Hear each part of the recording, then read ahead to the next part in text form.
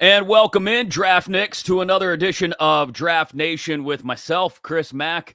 As you know, the best way to stay on top of everything happening with your favorite team building in any of the four major professional sports leagues and beyond, to be quite honest. DraftNation.com. Go there, create your free account today, and you will stay on top of everything that's going on, whether it be at the NFL level. I know mid-season, what's going on with the draft? Well, there's college players to keep an eye on, trade deadline right around the corner. NBA and NHL have just gotten started. So what could possibly be happening there? Well, plenty for teams that already have an eye on the lottery in both instances. And of course, with baseball, the offseason really about to take off now that the World Series is over. Speaking of the NHL, let's bring in a guy I consider my own personal, like I own Jesse Marshall somehow, but my own personal favorite prospect guy when it comes to finding out about players that I believe may have an opportunity to make a real impact at the next level in the NHL. This is the guy I go to, whether it's the Athletic, McKean's Hockey, or anywhere else he's doing his work, including on the now revived Dying Alive podcast, honoring those great words once uttered by Penguin Yarmir Yager. Jesse Marshall is here to give it all to you. Jesse, thanks for taking the time today. I appreciate it, man.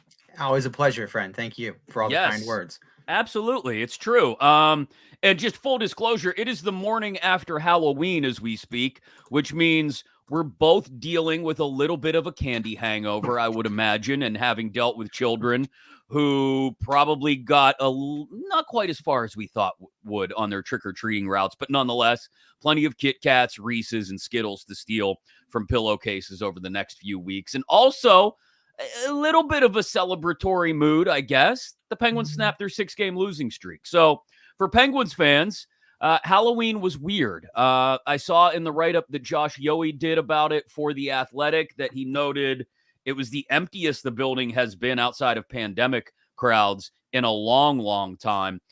There is a certain feeling about the Pittsburgh Penguins organization right now that, yes, they did push back on last night in one instance against another probably fellow lottery team in the Anaheim Ducks, but it was good to see Sidney Crosby bounce back. It was good to see them once again get stand-on-your-head goaltending late in key moments. Just for this organization as a whole right now, Jesse, is it? I know a lot of fans already have come to this realization, and it's been a hard one to come to over the last year or two, but is it time for the organization to also come to the realization that nostalgia is what people are coming to the rink for, while also having those faint glimmers of hope in the back of their head that maybe they can somehow start to turn this thing back in the right direction while still serving us our daily nostalgia? Yeah, that's the problem, right? Is that we're trying to have our cake and eat it too. Yeah. And I think it's very difficult to do that. The Washington Capitals have been seemingly okay with it so far, bizarrely enough. Although they've got a lot less, they've made some difficult decisions themselves in terms of guys they had to let go and move on from their Cup era. I think that's probably what separates the two, right? Is that one team's made more savvy moves and broken a couple hearts in the spirit of staying competitive, and the Penguins have not done that. I think though that I wonder, let me put it that way. I wonder what this might look like without the damage that Ron Hextall did. I mean, I really think that put them behind the 8 ball in a really bad way.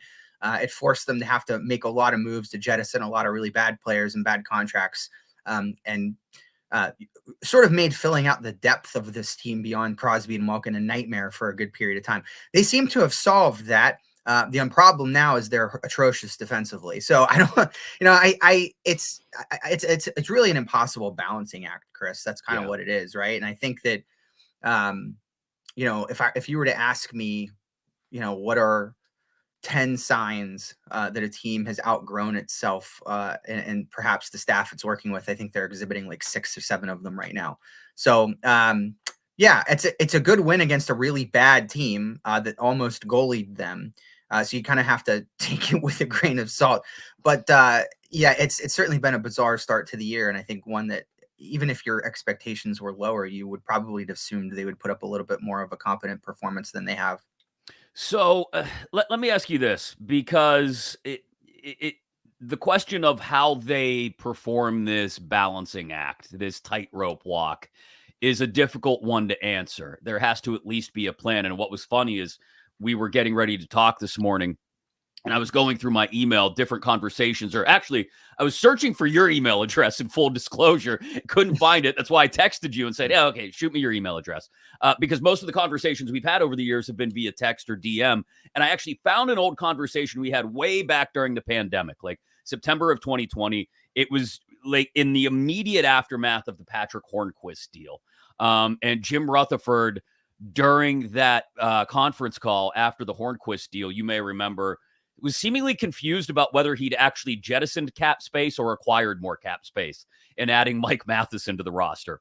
All of this review is to say there didn't feel like there was much of a plan back then. The end of the Rutherford days all the way through the Hextall years. At the very least, I think fans took heart in the fact that Kyle Dubas would seemingly come in with a plan to handle this tightrope walk rather than just trying to sprint across the tightrope and fall off into a glorious pile of a mess like Hextall did. So do you get an idea yet for what Dubas's plan is to somehow keep the Fenway Sports Group happy by still putting some butts in seats via nostalgia, Crosby, Malkin, Letang, even Carlson, and somehow still building for the future? Like, is that plan, have we been able to figure out what exactly, how narrow the lane is that Kyle Dubas is trying to stay in right now? Can he pull it off? Yeah, it's like escalator length width. It's not very big at all. And I think that so it started with Jake Gensel, right? Mm-hmm. I think that's where the tipping point began. And I think to be fair, I think the prospects they got, and I'm looking at Ville Koivunen here specifically, are better than what they thought they got in that deal. I know Ponomari is just coming back from injury, so we really haven't had a chance to take a bite out of that steak yet. But Ville Koivunen has been a really surprise. So I think that's the beginning. I think other players of significance, Chris, that are coming up on either being unrestricted or some fashion of that. And I know Lars Eller was a name that came up a lot last year, and I don't think they ever found a deal there. But like Marcus Pettersson is one I would reference, right? I think you're going to see that trade happen, right? And there's going to continue to be this take pieces, move them for prospects, bring in parts that you think can serve as a replacement. The problem is that sometimes the replacements are not functional at all. Matt Grzelcyk's been, I think, really rough for the Penguins in the role that they've put him in. And I think that was the guy that they brought in to say, like, hey, we this is a useful player that we can put in our top four and hope to get some sort of semblance of usage out of, and it hasn't really worked out that way. So I think you're going to continue to see them take pieces and move them for prospects. I think you may even see more of what they just did with Rucker McGroarty, and that sending out a prospects that is perceived to be much further away for one that's much closer. And I know it's hindsight being 2020. I know a lot of people have said, well, that didn't really work out. Look, Rucker McGroarty is still light years ahead of where Braden Yeager is as far as his development is concerned. And I know there's a lot of people that seem to think Braden Yeager is just going to walk in next year and go right to the National Hockey League. I don't think that's going to happen. I'd be shocked if it did. I don't think he's a bad prospect, but I think you see the point here is that they're trying to get an acceleration of youth into this team that can help take some of the burden off them from a cap perspective and just lower the average age of this group. That doesn't afford you a lot of options, right? I mean, you're operating within the confines of a very strict box there. I think we've seen Kyle Dubas bring in a lot of his kind of guy in the bottom six, which is guys that are really good defensively and can skate fast. That's sort of his soup that he prefers, if you will. So I think you'll see more. I mean, it's just going to be more of that, I think, is ultimately what you're looking at. And then a hope is that you strike gold on a couple of these prospects and they can come in and play significant roles, and you get a big boost out of that. So I want to put a pin in that part of the conversation, the idea of players who have an accelerated pathway or farther along the pathway to the NHL level. But let me start by going back to just the idea of the plan itself. You point out, obviously, Dubas has a preference for guys who can skate, who are fast. That seems to be the blueprint across the league. And so it would be falling in line with what a lot of other organizations are doing. What I remember as a Penguins fan, when this thing was still, when the infancy of the Crosby, Malkin, Letang Cup years were being built, Fleury included, it seemed to be very much about, hey, there are a lot of defensive prospects we can accumulate. Sure, we won't have all of them at the NHL level together at some point someday, but we can use those prospects to then deal off for the players that we will need when we get to the point where we need to accentuate the roster in certain corners. If that was the Shiro plan, hey, let's just accumulate talent, even if it's all at the same position. That's going back 15, 20 years. What is the Dubas plan for, I guess, filling out the spots on the roster as they need to, I guess, fill in the potholes, as it were, in the roster? Or are they still maybe not even at that point, I guess? Maybe I'm jumping ahead here in that they just need to accumulate the talent first. I think they've been at that point, so I don't think you're jumping ahead. I think that's a point that they've been at. I think the trade that they made to bring in Kevin Hayes was a really distinct attempt at trying to make a useful bottom six, right? I mean, that's really what it came down to, is they had a non-functional third and fourth line last year that were well below replacement level at the NHL. That fixing, so to speak, it is going to come vis-a-vis player for player trades like the one that we saw there, or late pick for player trades that the one we saw there. I don't think they will do any bargaining with any prospect they have at all. I think that's an automatic out for the Penguins. I don't think they're interested in taking anything of value within the pool, considering how hard they've been trying to rebuild it and using that as leverage to get a player. I think it'll be using players as leverage to get players. And that makes the type of deal that you can complete, again, is very limited, right? Player that you're not going to usually be able to swing a move of consequence by going that route, right? Unless you yourself are sacrificing an extremely important piece, right? Yeah. And I don't think that's the type of move they're interested in. So I think they look at these assets, like, again, a Marcus Pettersson, I'll bring that name right back up, a guy who has an unbelievable reputation as being able to defend and not handle the puck like a grenade, which is always an asset. You get spare parts for that, but then you take some of those spare parts and the other spare parts you have, and you turn those into something that you would deem useful. So it's very much like building a jalopy. Is what it feels like, that there's that old Johnny Cash song, Chris. Yes, I was just about how he piece at a time. One piece at a time. He steals a piece from the factory every year until he builds a car that's a decade in. That's what it feels like. So I think that's kind of, I've been jokingly saying that all off season, but it really does.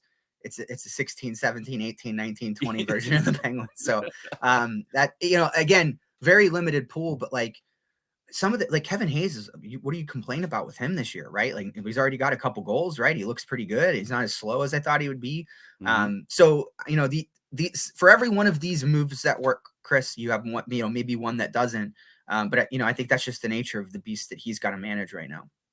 So what do they have on the roster right now that can be a part of things going forward? Like last night, I think we saw, to be honest, it was a lot of it was driven by Crosby, right? Sure. Let's be honest. It was a Crosby kind of game, and he and Malkin and Raquel together looked good. But, you get a Cody Glass in there on the ice in overtime, making a play to spring Crosby for that game-winning breakaway goal in OT. Is Glass a good example of what they're going to have on this roster in 3 or 4 years when they're once again competing, whether Crosby, Malkin, and Letang are a part of it or not?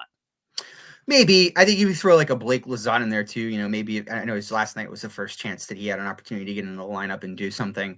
But I think so. Yeah. I think that's kind of, the old nickname they have for these kind of players, Chris, is cardio merchants, right? That's what they bring you, is it's a lot of cardio. But I think so, right? I mean, and I think that's the sort of attempt that they're making at reclaiming the value that exists in the system that they run, right? Because if you don't have those legs and you can't get up on that forecheck and prevent people from breaking the puck out of their end, you're just vulnerable, right? And I think that's a lot of what we saw at the beginning of this season, is ineffective forechecking, trapping their forwards up ice while the other team breaks out and just has their free pass into the offensive zone. So I would say that the younger players with good legs are the ones that you're going to be looking at that may sort of stick around for some time. And hang out here while this sort of shift takes place.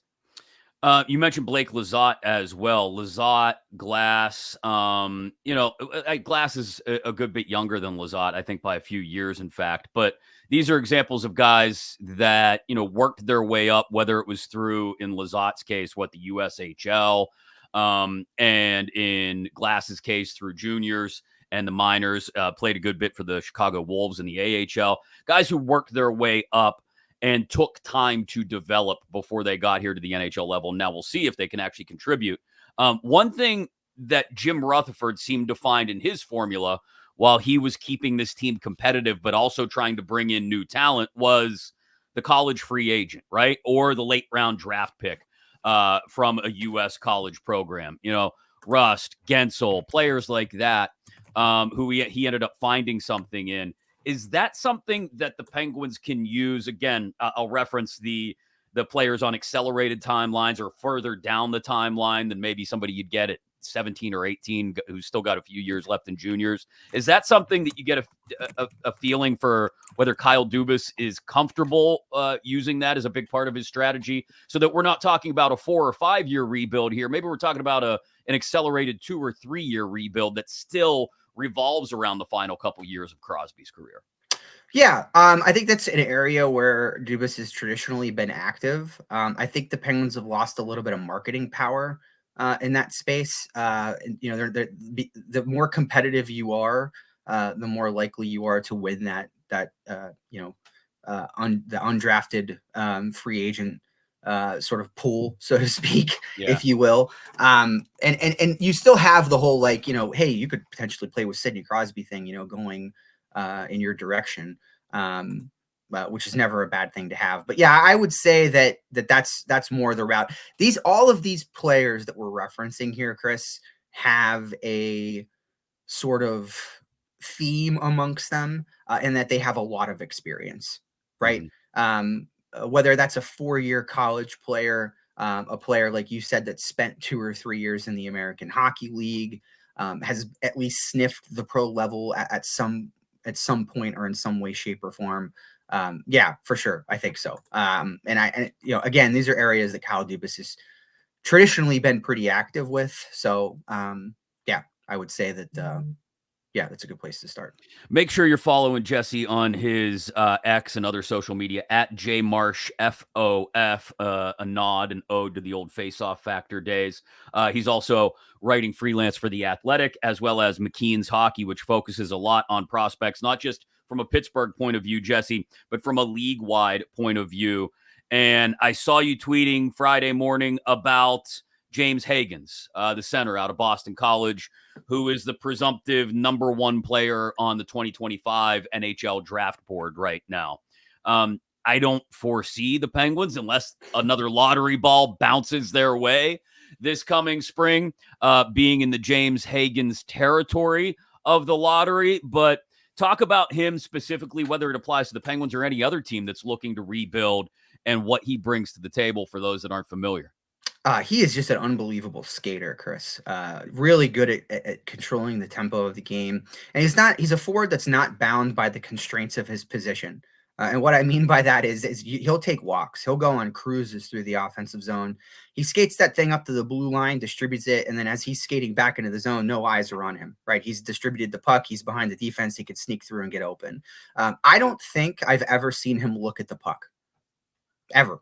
I don't think you watch video of him, and it's just absolutely unbelievable, the command that he has over the game and how head up he is. I don't know what if you're looking for like super sexy skill and blow you off your seat, Deeks, probably not the place to go. But great in all 3 zones, great in transition, great shot, smart shooter, great distributor of the puck. This is a guy that there's not a lot of concern. I don't know that you have concern, to be quite honest with you. Maybe the concern is that he doesn't have that super high level of top skill, but this is a player that's going to play in the National Hockey League for a really long time and be a captain somewhere. And it's the kind of guy that you could really build around, because he can do so much for you and play in so many situations. He's got size too. I haven't even talked about that. He's over 6'2". It's not like you're going to shove him around out there. He's a big body that can move with a high level of effectiveness. So again, I'm really shocked, I think, by how good of a puck mover he is, Mm-hmm. and how well he can skate. That really is what blows my top off. You really can't teach puck presence, Chris. I mean, Yeah. some people it takes longer to develop than others, right? It's something that comes with time. It's something he already seems to have this gross mastery of, and that sets him so far ahead of the rest of his peers. It's impressive to watch. He's not again, he's slicing and dicing out there and pulling off highlight reel tape, but you watch him shift to shift nightly. There's a lot to like and a lot of impressive aspects to his game. What's interesting is you can see that this kid's gone through a growth spurt this year, Yeah, for because I sure. think I saw one report, obviously a little dated, had him at 5'10". 5'10" last year. Yeah, Yeah. that's what a lot of people saw. Yeah. So there's another hockey DB has him updated to 5'11", but just to give you an idea, this kid turns 18 this weekend, as we're speaking. So he's clearly going through that growth spurt. It's going to be interesting, I guess, to see how he adjusts to that, if he uses that size, obviously, to his benefit. And this is more of a philosophical question. I didn't think we'd get off on this tangent, but, the idea of, and this is like a guy who 30 years ago, 25, 30 years ago, probably would have been pigeonholed into, he's the next Kevin Stevens. He's the next Eric Lindros, because he does have skill, obviously, but he's also shooting up in size. And they would say, okay, prototypical, in Stevens' case, right? American power forward. But that's increasingly not the way the game is going. Like, you still need guys to get to the front of the net and use their space, but skill and speed are becoming the way this thing is driven. And we don't care if you can necessarily put your shoulder into someone at center ice or even in the corner to knock them off the puck. You poke it out from between their feet and take it the other way. Is I that mean, something Chris, Cole Caulfield has 10 goals. Nico Hischier and Cole Caulfield have 10 goals so far this year. Neither one. I don't think you're not going to watch a lot of tape of either one of those guys putting their shoulder down and No. barreling somebody over on the boards. So that's my point. Like, the game it didn't happen overnight. It didn't happen without many of us noticing it. The game has changed. And so I guess, when do you get the sense that there are still those GMs out there? And I think most of the old guard is out now. But are there still, the Brian Burks, for example, that's probably an extreme example, who want to see players use that size and physicality in that way and try to make it a part of the build of their organization and their roster? Or are we finally beyond that, to where everybody is trying to build, as you pointed out, Dubas is looking for speed and skill. Every GM around the league seems to be looking for speed and skill, and it doesn't matter if you're 5'9" or you're 6'3". It's still a problem, I think. Maybe not on as widespread of a level as it was before. But I do think that there's still that reticence out there to draft small forwards, right? I think these are still players that traditionally fall pretty far on draft day. I think it's applicable to defensemen too, Chris. A couple years ago, I'll give you an example. I was salivating over this kid coming out of Sweden named Axel Sandin Pellikka, right? Yep. Very short defenseman, not a lot of size. You heard the traditional tropes about him leading up to the draft. He precipitously falls to Detroit, way out of the range I thought he would go on draft day. And now every day you log on to Twitter, there's a video of him doing something absurd in the SHL, like just blowing your mind with an end-to-end goal that just knocks you off your socks. And I feel like this is a wash, rinse, repeat story. I look back last year, Michael Misa is a name you're going to hear a lot about this season, but Luke Misa is not a bad player either, and he fell into the depths of the bottom of the draft last year, and it was all the same tropes, right? Not big enough, not strong enough. But you watch this kid forecheck, and you watch how active his stick is, and how fast he is, and how quickly he can get from point A to point B. Look around the league, man. This is the way it works now. Look over in Utah. Look at Dylan Gunther and Logan Cooley and what they're doing to people with their legs. These aren't physical players. They're not. But they're going out there and they're making big defensemen cough the puck up shift after shift after shift. So for me, it's if there are GMs out there, Chris, that are excited and burying their franchise in a stone age of pre 2004 rule changes, that's cool. But having a large defenseman that can't skate and his only job is to bop you over the head in front of the net just doesn't work anymore. Oh, the Eric Goodbranson days. I Ah, remember yes. them well. Um, Mm. before I let you run, Jesse, I want to ask you any other names we should be keeping an eye on, whether they're in college, they're in juniors, maybe overseas. Because again, as it projects right now, the Penguins are looking like a lottery team. But whether you're a Penguins fan or maybe a Sharks fan, a Blackhawks fan, a Ducks fan, teams that, or excuse me, players you want to keep an eye on towards the top third of that first round of the draft, and especially in lottery spots. Yeah, for sure. I really like this defenseman out of Wisconsin named Logan Hensler. United States product, right-handed D, big guy, 6'2", 200, but can skate really well. So you get that unique combination from him. He's playing in Wisconsin, by the way, and it's just started out his NCAA career there. But you get this unique combination of like really strong gap control and sort of staunch blue line presence that you would expect from a guy who's 6'2" and has a long reach. Mm-hmm.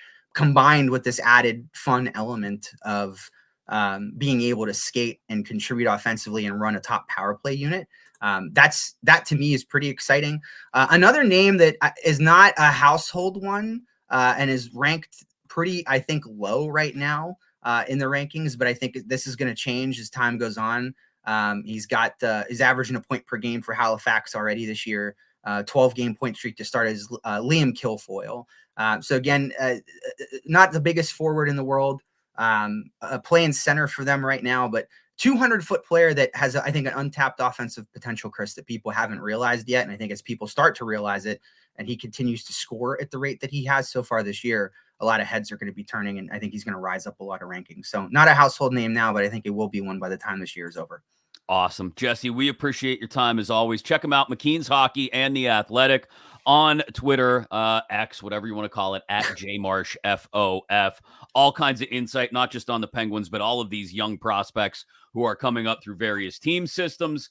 And of course, through juniors, collegiately, and overseas to see the 2025 draft next spring out in LA. Jesse, thanks again for the time, man. Appreciate it.